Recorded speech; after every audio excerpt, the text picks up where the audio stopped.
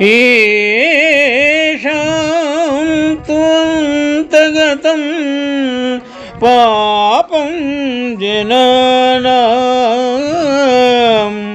पुण्यकर्मणां ते द्वन्द्वमोहनिर्मुक्ता भजन्ते मां దృఢవతరా.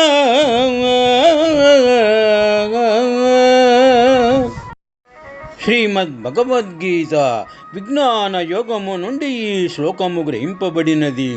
అర్జున, పుణ్యకార్య తత్పరులకు ఏ జనుల యొక్క పాపము నశించిపోయినదో అట్టివారు ద్వంద్వరూపమగు అనగా సుఖదుఃఖాది అజ్ఞానము నుండి విడువబడిన వారై దృఢవతులై నన్ను సేవించుచున్నారు. శుభం.